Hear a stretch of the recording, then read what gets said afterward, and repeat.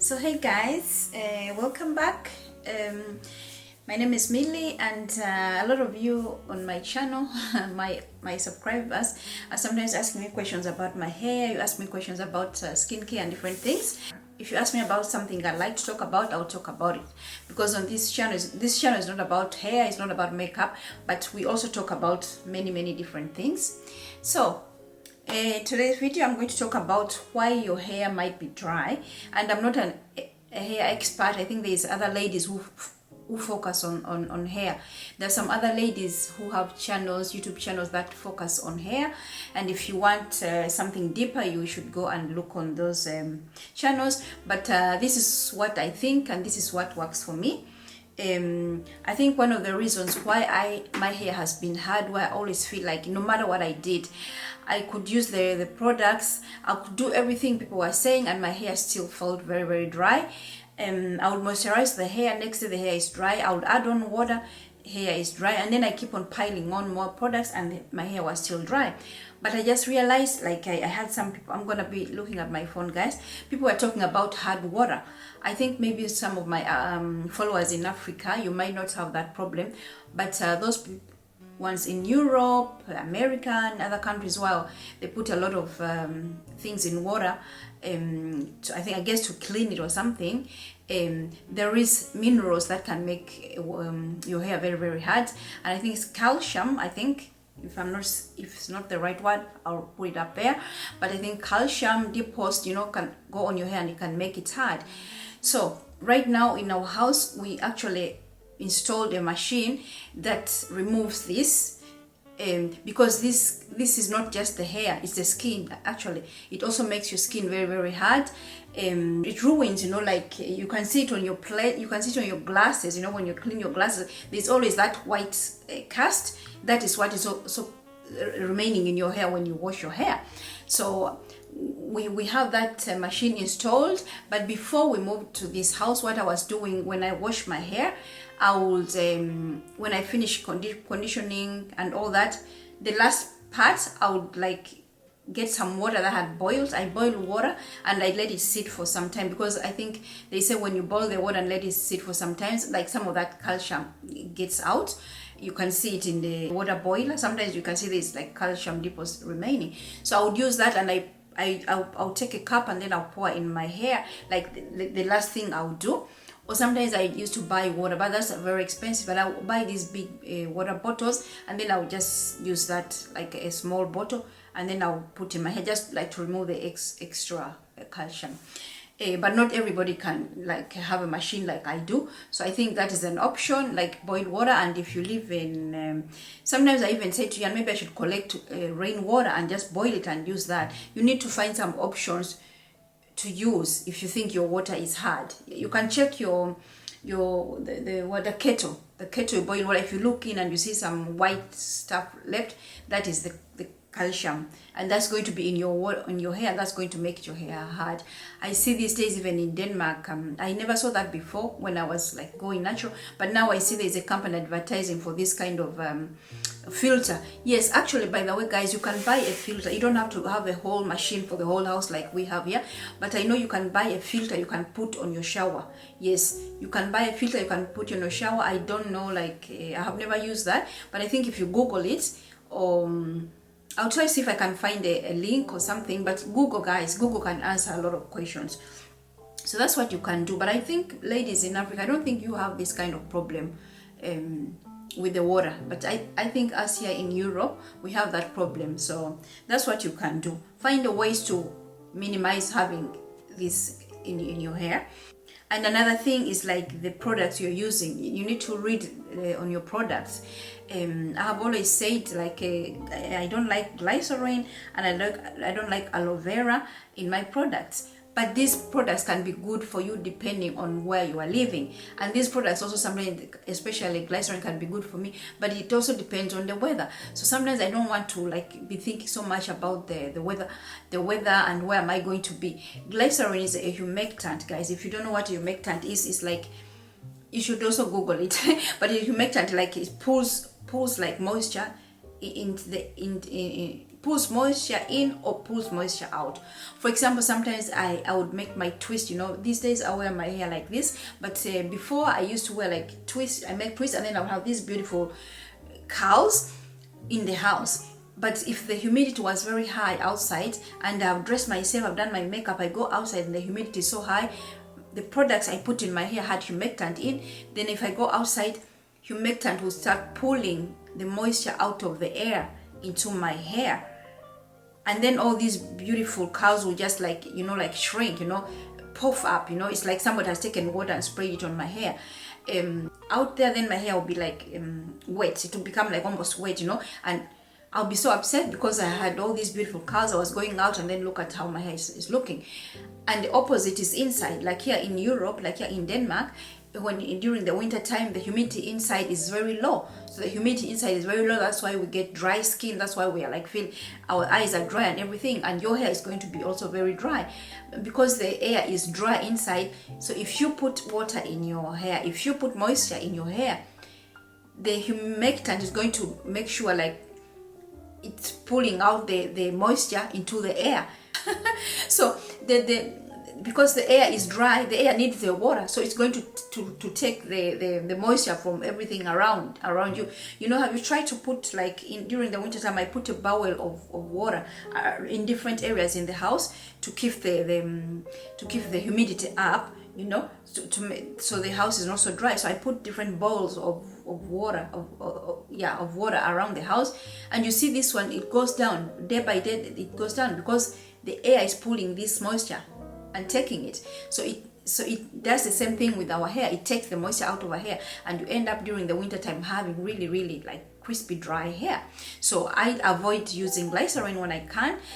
Glycerin can be good depending on where you're living. If you're living in a climate where you don't have all these kind of changes, glycerin can be really good, because I think it's good because they put it in almost everything. They put it in beauty products, they put it in hair products, it's everywhere. But for me, I try to avoid it, and I think doing that, I have noticed a very big difference in my hair. Having this machine that removes calc and not using a lot of glycerin. One of my followers, I can't remember your name, you mentioned like when I was showing in one of my videos, I showed the product and you said, yeah, but there's aloe vera and then there's glycerin in there. But this, I think especially the glycerin was low. So sometimes if the glycerin is like maybe number 7 in the product, I might use it. And sometimes I might use products with glycerin if I'm washing my hair and I know I'm going to wash it out. But I think, guys, you need to do your research, because I arrived here having healthy hair by doing a lot of research. This has taken me years and years finding out what is good for my hair. This is good, this is not good. It's try and error. So you need to do your own research. You cannot just rely on what I'm saying and say, oh, Millie, but you say this and that, you know. Because sometimes like I use a product and I'm like, wow, there's aloe vera in, and it's actually has worked, but the aloe vera is so little. But also my hair changes, because before I was using henna, and before my hair was not all gray, and right now my hair is becoming all gray. I think the hair also changes what it needs depending on how it looks like, you know. Like for example, if you straighten your hair, the needs is gonna be different from my hair that is natural, and even our texture is very different, you know. I think I've always had low porosity hair, but my porosity might also change because of the gray hair. I don't know, I haven't checked that, but whatever I'm doing is working for me. But also sometimes I feel like my hair is dry, you know, and I'm like, oh, I don't know why my hair is dry. So the dryness is going to be there, but you have to learn how to combat it. So do your own research. Natural hair is not easy, but if you really want to do it, you have to do your own research and figure out what works and what doesn't work. Just slowly by slowly, you'll find out what works for you. All right, guys, so we talked about products and some oils, you know. Coconut oil. Some people, they swear with coconut oil. I think coconut oil I love it on my skin. But in my hair hates coconut oil. Sometimes people will be like, oh, this product is so good, everybody will be raving about this product, and I go and I buy that product and I put in my hair, and my hair feels horrible and I look coconut oil. So coconut oil, my hair doesn't like coconut oil, and your hair might love coconut oil. That's something you need to figure out. So mostly I use oils like avocado oil, jojoba oil. They're very light oils. Castor oil, I used to use castor oil, but I don't use it a lot because I feel like it's very heavy. But I use it when I'm like deep conditioning or I'm doing my pre-wash. That's what pre-wash means, what I do before I wash my hair. Yeah. And what I was gonna say, products might have glycerin, might have a little bit of aloe vera. I'll use them as long as I'm going to wash them out. Problem arises if these products are in my products, like my leave-in conditioners. So yes, that's what you have to be careful about. So try, if you have really dry hair, try to look at your products, try to see, do they have aloe vera like number one? Do they have like a lot of glycerin? But again, depending on where you're living. My girls in Africa, my ladies in Africa, you might not have that problem, but you're living in Europe, try to check your products and see, like, is there a lot of glycerin? Is there a lot of aloe vera, coconut oil? And it's so difficult to find products that don't have this. If you're buying your products in supermarkets and all that, it's so difficult to find products that don't have this these ingredients. And so for me, I order my products from England, which can be expensive. But if you live like in England, in the US, you shouldn't have a problem. I'm going to make a video about some of the products I like and some of the products I know don't have aloe vera and don't have glycerin. All right? Yes. And if you're dyeing your hair, a lot of dyes, they can damage your hair or even dry your hair. And for me, henna, there's been a big discussion on these natural hair groups or YouTube. Like some people saying like, oh, henna is not bad, and many people saying, yeah, henna is really bad. For me, henna was bad for my hair. As soon as I stopped using henna, my hair feels much better. The gray hairs, they will be like stiff like wire. The gray hairs, they can be still like really stiff, but those days when I was using hair, they'll be like, you could see like it was a small wire. So I felt like henna was ruining my hair, and I have grown all the all the hair with henna have broken off. I didn't cut my hair, I just let it grow out, and all the hair with henna just fell off, and I cut it off slowly by slowly. But that's another thing I've realized, my hair has become healthy because I don't use hair. If henna works for you, good. But if you're using henna and you think your hair is very dry, you might consider it. And if you're using henna to cover your gray hair, guys, you might consider just leaving your gray hair. Gray hair is beautiful. Yes. And another thing is using heat. I don't use heat, guys, for my hair to be like this. I never use heat.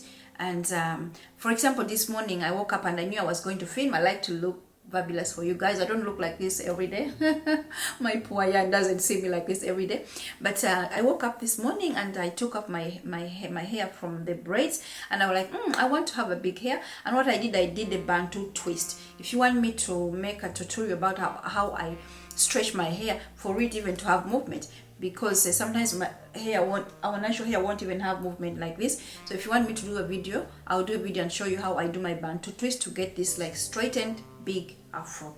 So using heat on your hair is going to make your hair dry, and some people will say it doesn't, but yes, for me, using heat left my hair like dry, and I don't do that. I only use heat for deep conditioning, like when I put up a deep conditioning cap. I will only like blow dry my hair if I'm desperate, but I don't like using heat. I don't use heat on my hair. And another thing, I think if you're heavy-handed, if you put in a lot of products, if you're like heavy-handed with your product, because if you put on a lot of product, I think they might act like protein, and protein can make your hair hard. That's what, if your hair is breaking, you put in protein to make it like strong, but not hard, So if you're using a lot of products, like you're piling in, also sometimes you're piling in, like the hair doesn't the product, they just sit on the hair, so if you put like you put on a lot of product, and then you're like, oh, let me spray some water in, and then the hair is dry like 5 minutes later. I've experienced that. Put on water, 5 minutes later the hair is dry. It's because you're putting on all these products and they're like coating. If this is hair, they're just coating the hair and the water is not going through. All right. Another thing that can also be making your hair dry is the silicones. Silicones is in a lot of products. It's difficult to have products that don't have silicones, and I think even some of my products, they have it, but I think it's like really low. And I'm not going to talk so much about that because I'm not an expert, but most of these you're gonna find out that if you read on your ingredients, they will end up with something corn. dimethicone, something like with corn on the end. But don't, like, if it's low down if like maybe it's number 7, it's okay to use, you know. But if it's like your product says water and then dimethicone, that's gonna be bad, because again, these silicones, they also coat the hair, you know, they go on your hair and they coat it. But again, there's some people who swear by silicone, they're not bad for the hair. I'm just saying what works for me, guys, all right? And I think you should do your own research. So guys, I think these were the things I had in mind that could be causing your hair, and I think I've given you like an option to what to do. I think it's difficult if you live in places where you can't you have not so much choice with products. Then you just have to look at the products and make sure, like, okay, there is silicones, and maybe there is glycerin, and maybe there is aloe vera. Aloe vera, a lot of people swear by aloe vera, so don't hang so much on that aloe vera thing. It just doesn't work for me. Products that have aloe vera on top, they have not been working for me, but I have not tried them either now, because my hair texture has probably changed, and I might maybe I'll try to get a product that has aloe vera really on top of it, like maybe the top 5, and see if how that works for you. Because I hear a lot of women like swearing by aloe vera, people cutting fresh aloe vera and putting it on their hair and swearing by it. So maybe it was bad because of my how my hair was, and maybe it's not bad now. But one thing I know for sure I'm not using is glycerin. No glycerin, and if it's in the product, it has to be like very, very low in the product. So, and these are just my suggestions, guys. I think you should do your own research. So I hope the video helps, and you try eliminating this, especially if you live like in London, in USA. You have a big chance. If you live in Europe, we don't have so many shops that sell. People have started bringing some good products. Like I see in Miele, I see Camilla Rose. Yes, Camilla Rose product, those are really good products. But guys, let me make a video about some good products, and maybe by the time I make that video, I would have found out some products that have that don't have glycerin in them. All right, so I hope the video helps, guys. And yeah, leave in the comments if you have some suggestions. Leave in the comments if you think like glycerin doesn't hurt you, and what you do and why you live. Leave in the comments if you think aloe vera is good for you. And yes, let's help the other natural sisters who want to go natural and stop straightening their hair. Those ones who want to wear their natural hair out and don't want to be wearing braids all the time. All right, so I hope the video helps, guys, and yeah, stay tuned for more videos like this. All right, bye.